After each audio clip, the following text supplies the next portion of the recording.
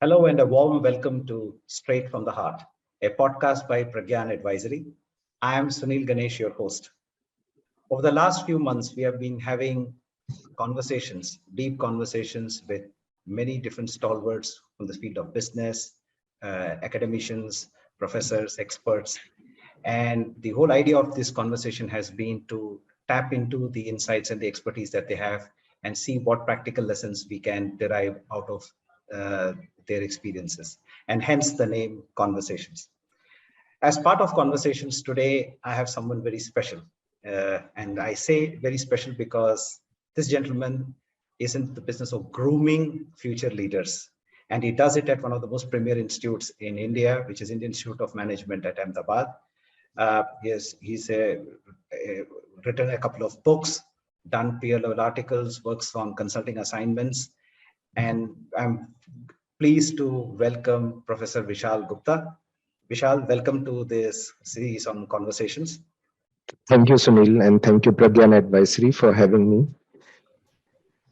It's indeed a pleasure, and I think the topic also that we have chosen for our conversation today is building leadership character in a hyperactive world. Yeah. And what I'll be very keen, and I realize is that you have a very unique position in the sense that you look at leaders from a very different positioning, not into the actions of the organization, but a fairly detached view of things. And therefore, the thing that I'll be very keen to know from you as you see this is, what are some of the big shifts that you are seeing in terms of leadership capabilities that are assuming significance in the context of a hyperactive work? And are there any pointers, especially in the post-COVID kind of a workplace? So I'll be very keen to know what's your high-level view on this.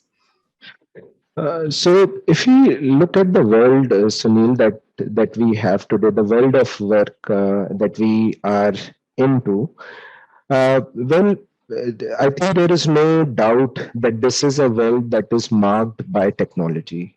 So, one of the first big shifts that we are seeing, and which has actually been exaggerated by the COVID pandemic that we've had, is that technology is taking over much of the work that we are doing or that we are seeing around us. So I have a hypothesis, and this is actually not just mine, but if you look at how the world of work is evolving, I truly believe that anything and everything that is routine and monotonous will eventually be taken over by machines.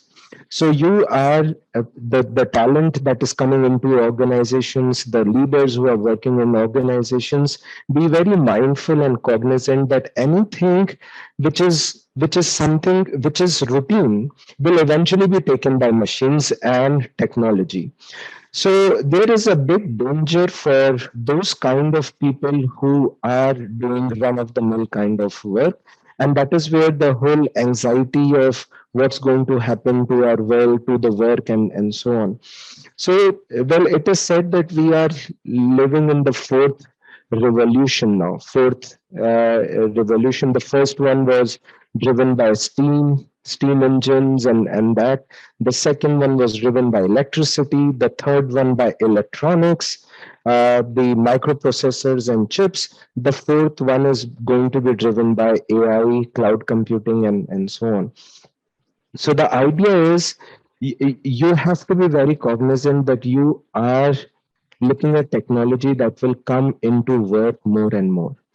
So for leaders, it is very important to have a mindset of developing talent which is not just wedded to one particular skill, but is actually open to learn, unlearn, learn, and relearn, keep learning over time, because the amount of changes that we are seeing is extraordinary. I don't think we need to elaborate on that, but it is absolutely extraordinary the way technology is evolving, and COVID has only exhibited it. It has only exaggerated it. The second one on this point of shifts is, you see, the kind of job arrangements have undergone a significant change.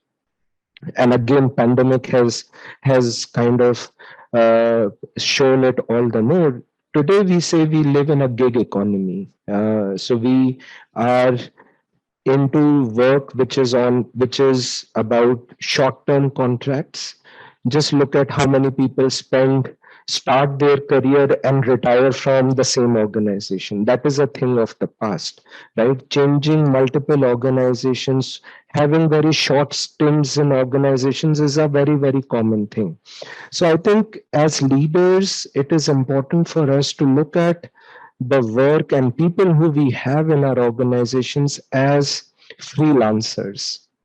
You've got to look at people who are working for you as volunteers, who are there in your organization uh, as a volunteer. They have chosen to be in your organization. They may be somewhere else.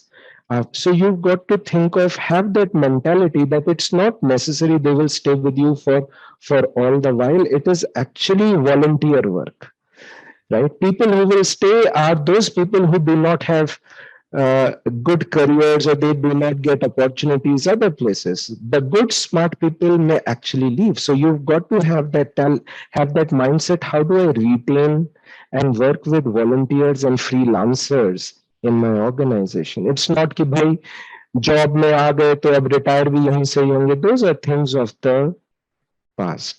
So, broadly, Sunil, I would like to say that we are living in a knowledge economy. Knowledge economy is an economy that is characterized by knowledge, where and knowledge is one thing which does not know hierarchies, which does not. Knowledge is a great leveler. Okay, so the past organizations that we could have said, ki, I am the boss, okay, so you have to work like this, but that is not true anymore. Technology, you see people entering the organizations may be smarter than people who have been working in the organization for long. Okay, so look at technology very, very closely. That has so you need to manage knowledge organizations. You need to look at managing or working in a knowledge economy driven by technology, and people who are working for you as volunteers, as freelancers, not as people who are there for you, with you forever. That doesn't, and that needs a very important understanding and change in how we lead them. Okay. So, and I think the three themes that you highlighted, that's so very relevant. So it's not that developing talent was never known to be part of leadership work, but I think the way you described it, that the ability of the leader to make the people learn, relearn, unlearn, now that becoming a part of leaders' conscious work in a context which is more knowledge-based organizations, working with volunteers, not necessarily the classical piece. What would you therefore see as one or two critical capabilities that leaders of the future will have to develop by design? Yes.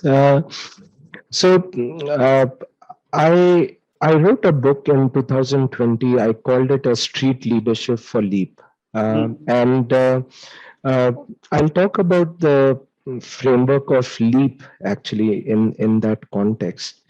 One of the things that is extremely important for leaders is to have a learning mindset themselves. Themselves. When we talk about learning mindset, we are essentially saying that you should be open to possibilities. You should be open to yourself being wrong. You should be open to taking risks. You should be open to accepting that I don't know, but I am willing to learn. Because it is not necessary you will know all the answers. Okay. And leaders, especially when the world is advancing, and you've titled it as hyperactive. In a world that is hyperactive, I may not know all the answers. So you've got to have a learning mindset, which is very important to be able to keep learning yourself and also promote that consciously as a value in the organization. Hmm. Failing is okay, taking risk is actually needed. It is not something that we should say for aesthetic appeal. I am also a risk taking organization. No, it is not about aesthetics. It Hmm. is actually required. You will not, because believe me, no organization can succeed today just by doing routine work, because the routine work can be will be easily replaced by technology. So you've got to keep thinking of what is the next new thing I can do in my organization, in my team, and so on. The second is what I call as enjoyment. The second value, core value, is remember, if you are working with volunteers, okay, how would you keep them engaged? Is when you can make the workplace enjoyable, is when you can make what you are doing enjoyable. And what, how do you make something enjoyable? I think there are two contributors to having an enjoyable workplace. The first one is what I call as empathy, Hmm. is to work with a conscious mindset of understanding my people, understanding where are they coming from, what is it that I can do to help them grow, support Hmm. them in their careers. So Hmm. it is not just, again, I would remind you, think about them as volunteers. So you've got to be empathetic to their own concerns also, helping them find meaning, find purpose in what they are doing. How does it contribute to the organization and so on? So, empathy. And the second factor is equity, fairness. Fairness. Any workplace which is not fair, not equitable, will Hmm. never be enjoyable. Because if I do not get what I deserve, why will I stay? I will always look for another opportunity, another organization. Hmm. So, an enjoyable workplace is a workplace which is empathetic, understanding, caring, and equitable, fair, meritocratic. The third Hmm. is, if you have volunteers, okay, you've got to think about autonomy, freedom, Hmm. giving them the space to try out things, giving them opportunities to exhibit their potential and talent, Hmm. right? So, autonomy, freedom, empowerment becomes important. And the last one is performance. Yes, you should focus on performance. You should have clear results as leaders. It is not just about being goody goody and saying, okay, I'll do everything and so on. But yes, you have to have focus on performance, but also have the, you asked for two, I'm telling you three: learning, enjoyment, and autonomy as core pillars of the workplace that you are creating, of the uh, teams that you are leading.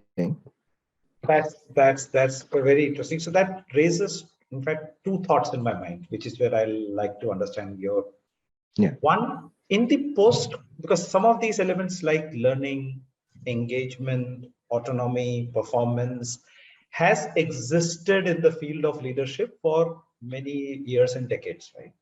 So one, what is the uniqueness part of it or the combination thereof that assumes significance? That is one. And the second part, and you can pick up which part you want to answer first, is how is this or how has this shaped or changed post COVID? Because one of the things that I have also observed over the last couple of years is that COVID has played out very differently for different people. yeah, And it has also raised some very fundamental questions that people have been asking now of themselves.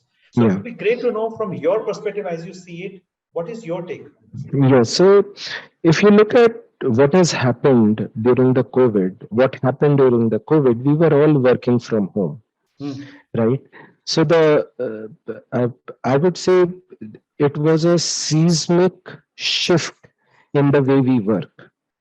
If you remember, working from home existed even before pandemic, even before the COVID. So we would it was considered as a perk.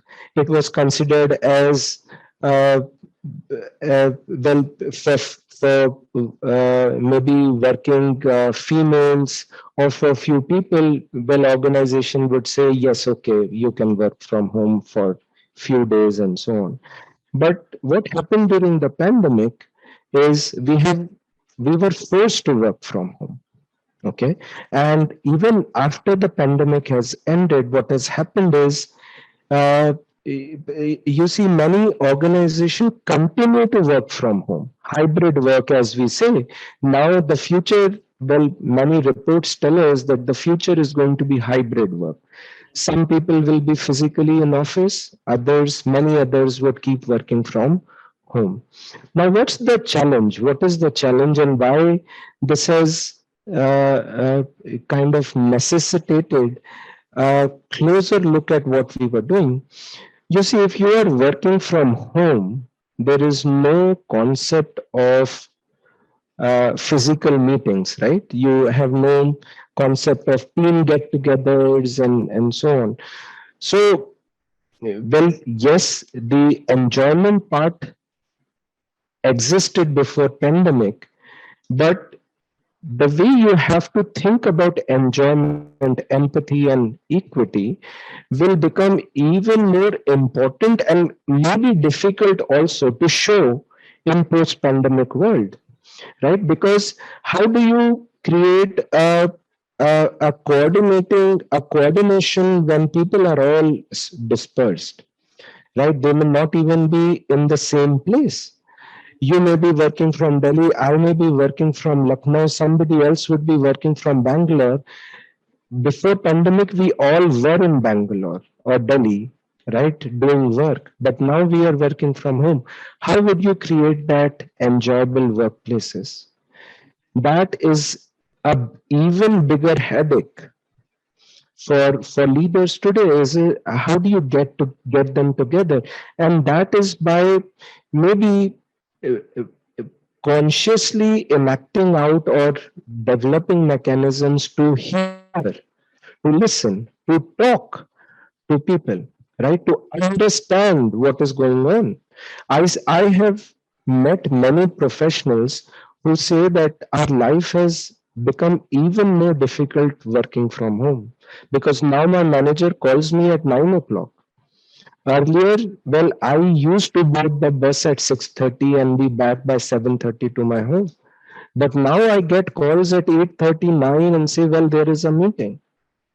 Well, so that is not empathetic. And you see, at the first opportunity, those volunteers will leave if you are not Got it. taking care, not taking care. So I think, Sunil, yes, these ideas did exist, but I think it has become all the more important to emphasize this.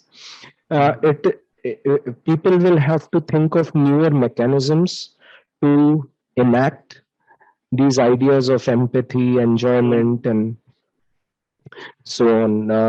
Fairness is another very difficult thing. When people are not together, working far off, distant locations, how do you show equity? How do you develop that perception of equity? Yeah. And Yeah. so my feeling is that with this work from home culture, well, whatever said and done, you can, again, there are many reports coming out, is that people continue to work from home now, even after Hmm. the pandemic has subsided, or Hmm. it is still there, but the intensity has subsided. Hmm. The hybrid work arrangement continues, work from home continues. Hmm. So, with this My guess is, my sense is that we may be seeing a bigger amount of freelance work picking up, a bigger gig economy, where people will say, I will work based on projects. I'm not here for roles.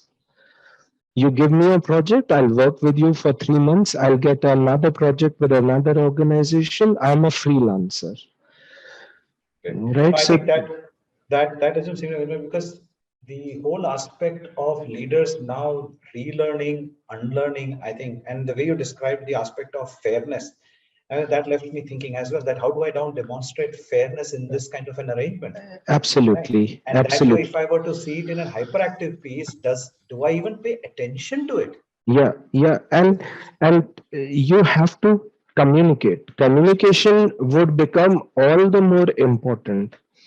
And with everybody being busy, well, if you are not communicating, people will get a perception, I'm not respected or I'm not wanted. And so basically, transactional arrangements will gather bigger magnitude. Will You'll see, right? People not staying because, well, I have some attachment for the organization. It is, I'm working from home. I have never seen the organization, Yeah. right? I get onboarded in a virtual setting. I get onboarded on a virtual setting. I work in a virtual setting. There is no real attachment because I've never seen that place. Okay. So, On that note, and thank you for touching on that particular point, how is it likely to therefore impact the way we look at organizational culture? well, again, uh, uh, I think that is a very big challenge. You've got to really demonstrate it in your actions. You really uh, actions. When I say, well, talking, communication. You see, the communication is happening over electronic media today. So if I send out a mail and I don't hear from you for the next 5 days, what is the message I'm getting?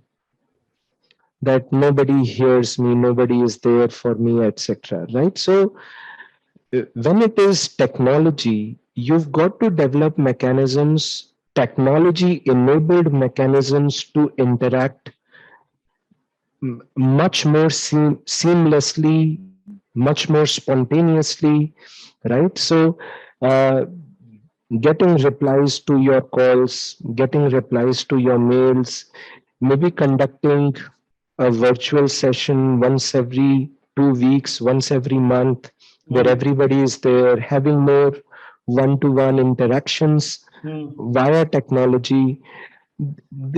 Those could be some ways to actually think about, and maybe organization should mandate that we'll meet once a quarter as a team.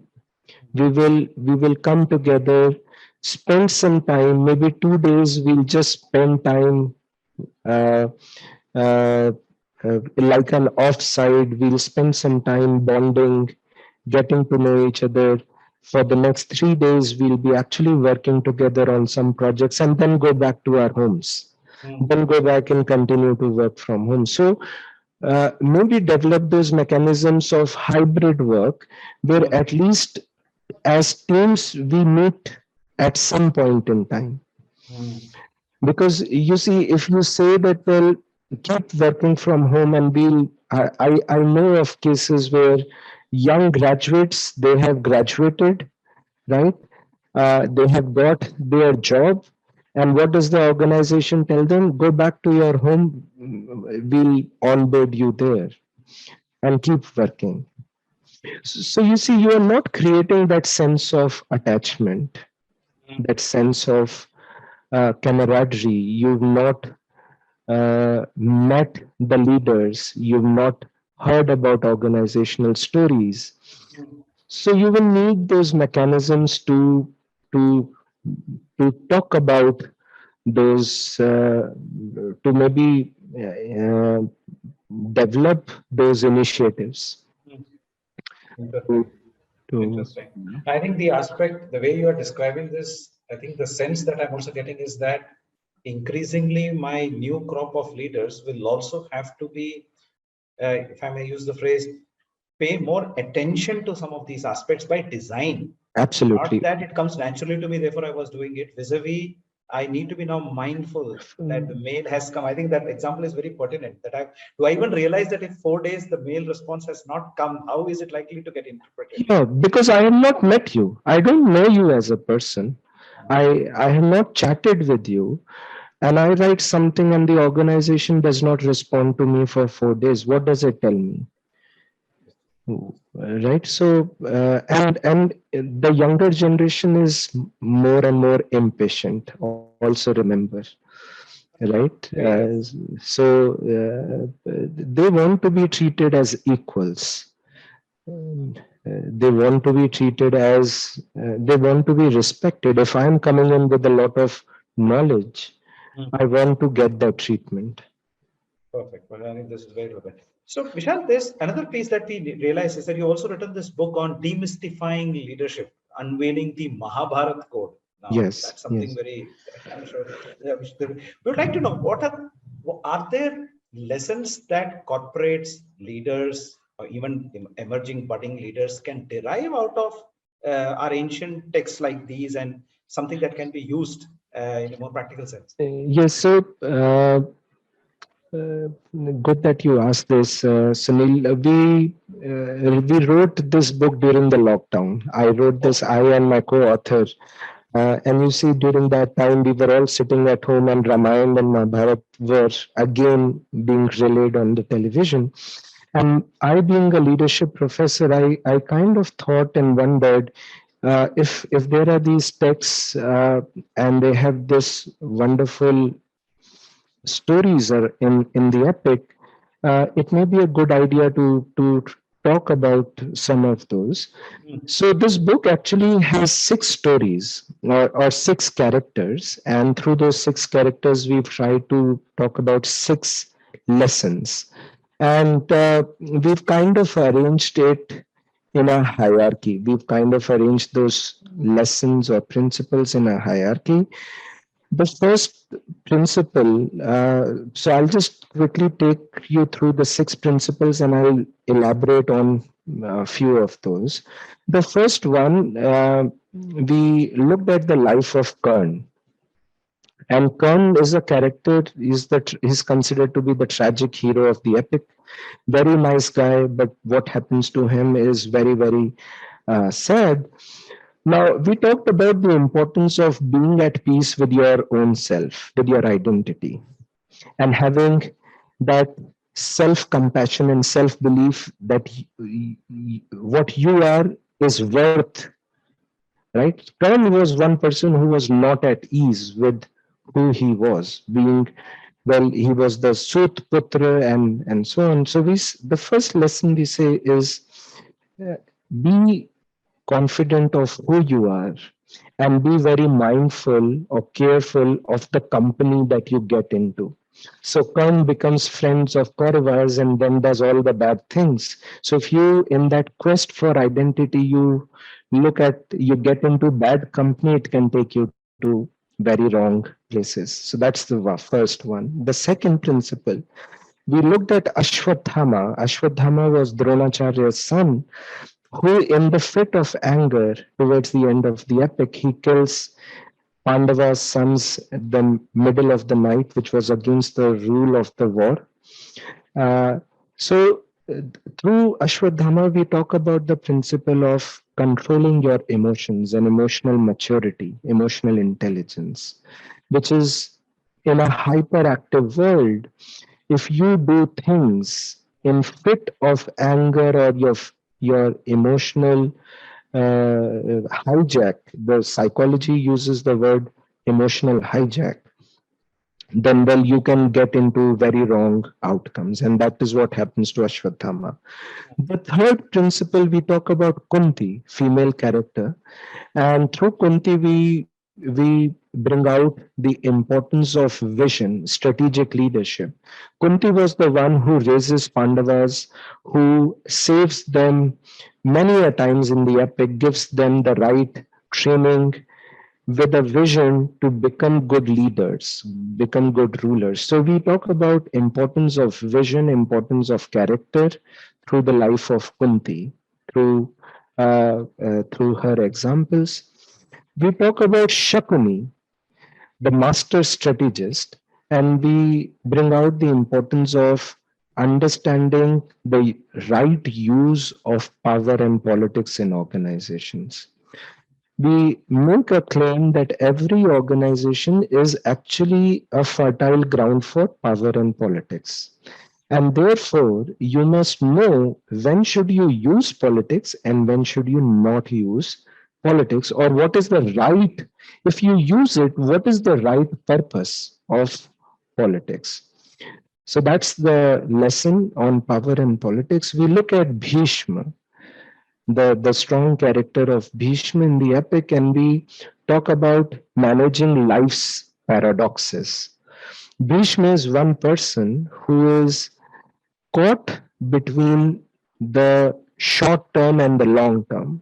He does everything in the short term but does not think what were the long term consequences of his action. He is the one who remains quiet while Draupadi is being disrobed. So we talk about managing life paradoxes, very important aspect of leaders. You've got to know how should you take both along. And fifth, and the last one, sixth, is Krishna. And through Krishna, we talk about managing ethical dilemmas. Ethical dilemmas. And Krishna is one person who has the dilemma of, you see, the war of Mahabharata could not have been won without resorting to wrong means. They kill Drone, they kill Karn, they kill Bhishma using wrong means. So the dilemma is wrong means but the right end, or the right means but the wrong end. If they had been truthful, maybe they would not have won the war. So Krishna tells us how do you navigate ethical dilemmas, and we talk about the importance of understanding that if the consequences are right, then it may be justified at times to use wrong means, but only as a last resort, only as a last resort. But it can also lead to problematic consequences for your own self, your own consequences. And Krishna dies a very painful, unworthy death in the end. He is cursed that after 36 years, your entire clan will be wiped off and you will die a sorry death. So, my quick takeaways, I would say, my lessons that I would really want to talk about: be confident of who you are, your identity, manage your emotions, and navigate life's paradoxes and dilemmas. These are three important things, if I can quickly summarize from the book, Sunil, for young leaders, people who are, I think it becomes extremely important to be confident, have peace with your own self, and then live well. Interesting. No, I would maybe in the interest of time, we have to move on, but Yes, I yes. would have loved to spend a bit more. But there's one thing which I want to just check, and putting on the hat of uh, the more ambitious, goal-driven, result-driven individuals. Won't it be seen, especially the first thing, to be at peace, being at peace with yourself with respect to your own identity? Is there not a risk of this being perceived as, oh, we are killing ambition? Well, that's a fair point to ask, but there is a difference between ambition and dissatisfaction.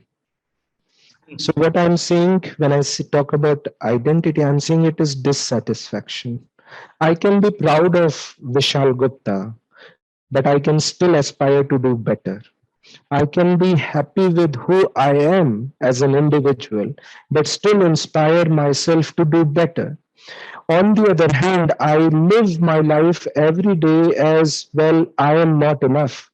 There are so many problems with me, right? Just think about my mental space. Just think about the kind of mindset I would be in. And that could be a big problem. So I tell this to all my students is you've got to respect yourself first. That's a very, if very you if you cannot respect yourself, how will you live with others? Because you will always be sad with who you are. and that Well, cannot be the trigger for ambition. That no, sad. yes, aspiration, ambition is about inspiration. It is not Absolutely. about dissatisfaction. Great one. Right? I And love it. Kern, look at Kern. He is dissatisfied with who he is and he joins a wrong camp because he wants to prove that I can do better. But he joins a wrong camp and he does things that are just unthinkable because he is in that company. Great one. No, I think that's great. Maybe we'll have another round Yes. to further deep dive this, but this is really, really relevant. And thanks a lot for sharing this. Um, so therefore, with your experience of having seen and having interacted with organizations, Vishal, what might be one or two recommendations? How could organizations go about doing this? So because we'll always have this story of, okay, let's subject people to more training, more exposure, let's give roles. But is there something that you may suggest that, yes, this is the way it should be built? Because I'm also at times worried about speed versus the kind of impact it is creating. When it comes to speed, we may do a lot of stuff, but we may not be sure whether it's really, really impacting people or not. What Yeah. would be your suggestion or guidance to organizations, say this is how you should go about building it? Well, I would say, Sunil, the change always, long-lasting change is always driven top down. Always driven top down. Systemic changes are driven top down. So if you've got to think about creating organizations, well, the leaders have to live it. The leaders have to be authentic. Leaders have to do it for themselves. Leaders will have to show it in their actions. It cannot happen that, well, I come to the organization and I say, do this, but I don't show it in my actions. And it is all the more important in today's days and time when we are not in physical contact with each other, right? So you've got to practice it through all mediums possible, through mails, through phone calls, through whatever. And you've got to show sincerity. You've got to show understanding and care and empathy in what you are doing. So I really believe that we as a society need a lot more love and empathy. We need a lot more compassion and understanding for each other rather than just saying work will happen. Well, I really like what Vineet Nair did at HCL. Employees first, customers second, is to believe that, and it is all the more important because, again, believe me, your employees are your volunteers. They are not your employees anymore. Okay. So you've got to live it, find all possible means. So authenticity is the first thing that I would like to talk about. The second is empathy, right? Empathy, care, love. And the third is fairness, equity. I'll come back to those. I'm coming back to those points that we talked about earlier. You've got to make additional efforts to ensure that there is empathy and equity at the workplace. And leaders at all levels are living the principles, are living, are demonstrating those principles in their actions. That's very Yeah. important one. That's very important one. I think this will have to be then also. This also means that it has to be a very conscious effort towards doing this, and cannot be assumed that, yeah, it will happen by default. It cannot, because the way you are describing empathy, fairness, authenticity. is something that has to be also role model by design. By design. So you should have your systems, processes geared towards that. Yeah, Beautiful, towards beautiful. that.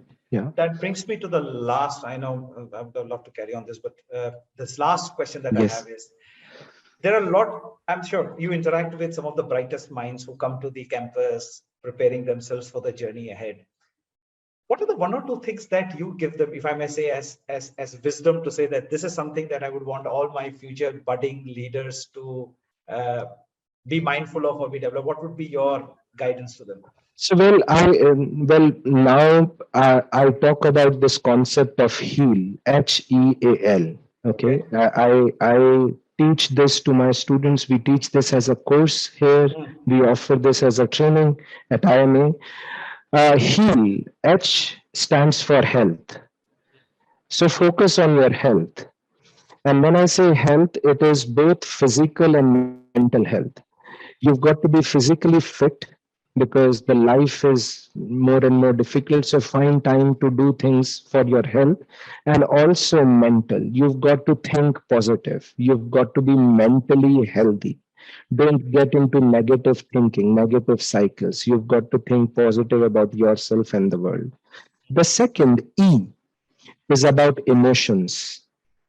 Emotions, managing your emotions and managing your behavior that is triggered because of emotions. So you've got to be emotionally fit also. So emotional intelligence, as we say, or emotionally stable is another thing.